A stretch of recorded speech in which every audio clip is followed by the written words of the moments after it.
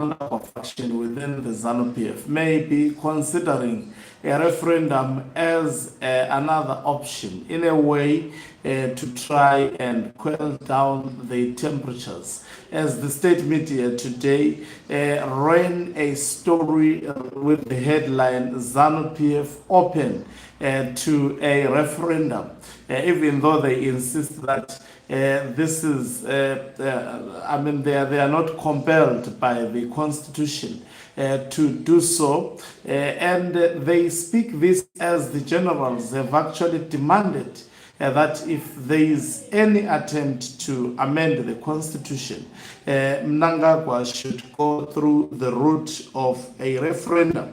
And today, the state media running such a headline, it gives to me some vibes that Mnangagwa is seemingly under pressure from the retired military generals and the retired General Chiwenga faction.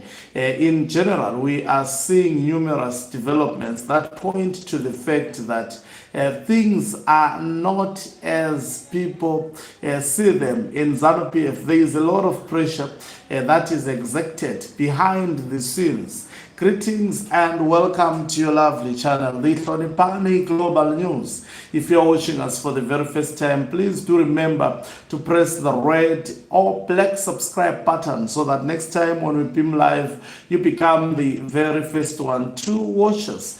So according to a story ran by the state media, this is what is written. It is saying ZANU PF has stated that it is open to subjecting Constitution of Zimbabwe Amendment number 3 bill to a referendum, while also maintaining that the Supreme Law does not mandate such a process for the proposed changes. You see, this story being run through a state media shows that Mnangagwa may be forced to take that route, but will he be successful if he takes that route? Interesting political developments, or this is a way to actually divert the attention of the people of Zimbabwe from confronting the regime head-on. The party's director for information and publicity, Comrade Farai Marapira, said the consultative process undertaken so far was adequate and fully complied with the Constitution. Comrade Marapira made the remarks on Monday evening during Star FM's current affairs program, Muriro on Monday, which hosted a panel discussion on Constitutional Amendment Bill 3. He says, this is the quote of him: as ZANU PF, we've never refused to go to a referendum, but as a party, we work within the parameters of law, he said. If one is to look at the dictates of the Constitution of 2013, these issues that are at hand do not require a plebiscite. That is what he said.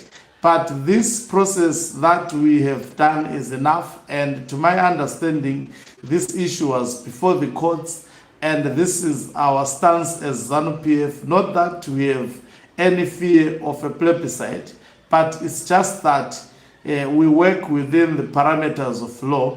We do not break the law to suit our own ends or to suit anyone else's ends. Comrade Marapira said the ruling party has fulfilled the spirit and letter of the law, and this is what we believe we are doing.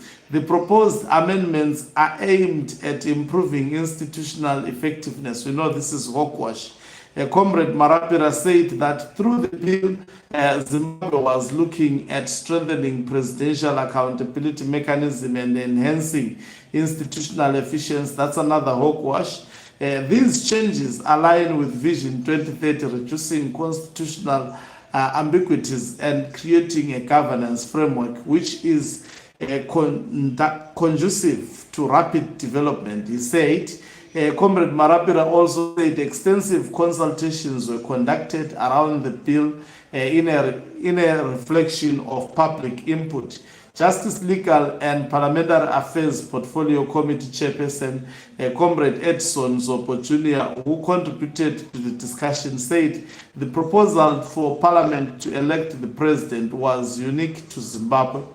In terms of the election of the president, I must say that it is a misconception that there is only one type of democracy. If you look what's happening in the United Kingdom, if the Prime Minister falls or if he is under some pressure, the next Prime Minister would be chosen by the Labour Party from where MP Keir Starmer comes. If you also look at the United States, President Donald Trump lost the popular vote twice. More people voted against him than those who voted for him. But because of the electoral system, he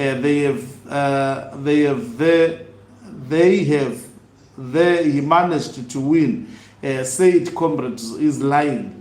This time around, Trump also got the popular vote. He is lying.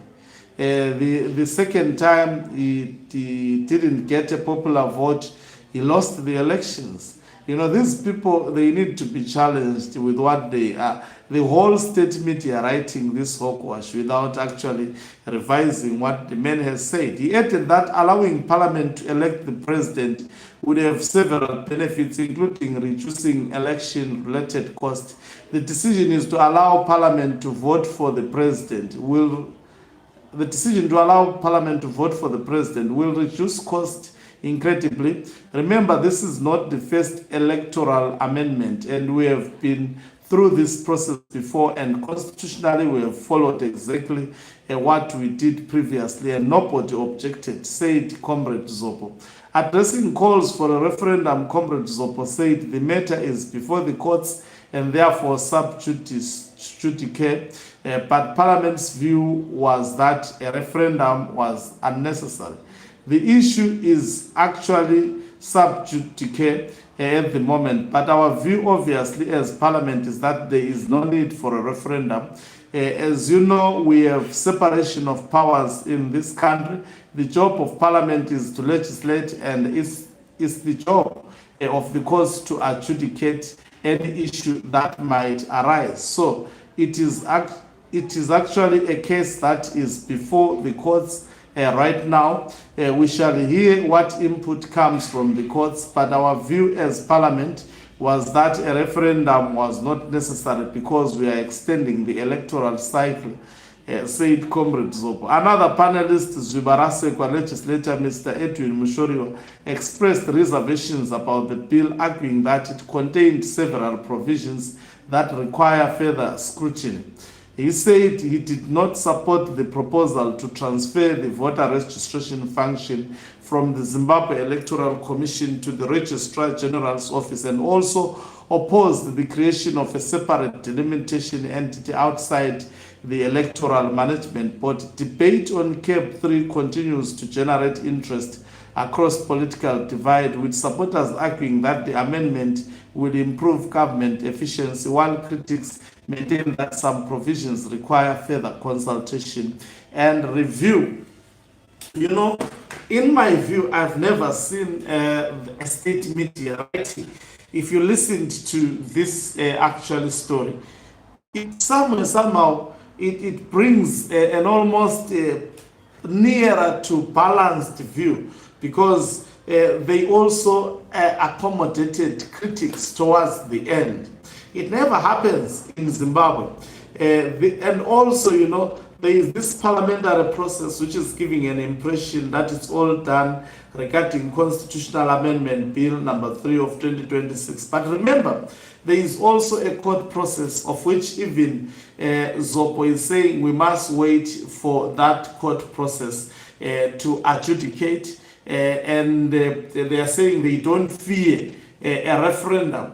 It may be signaling that somehow Mnangagwa influences also the judiciary, may instruct it to actually subject the bill to a referendum, and they may do so and actually rig the process. Remember, they run the show in terms of the Zimbabwe Electoral Commission. So a lot is at play, and this speaks to pressure. There is a lot of pressure to subject this process to a referendum, because this bill is essentially changing the constitution of 2013, making almost more than 21 changes if I'm not mistaken. Thank you very much for watching us. If you're watching us for the very first time, please do remember to press the red or black subscribe button so that next time when we beam live, you become the very first one to watch us. You can financially support this channel by pressing the join button and be part of our members who are the heartbeat of this channel. You can equally do so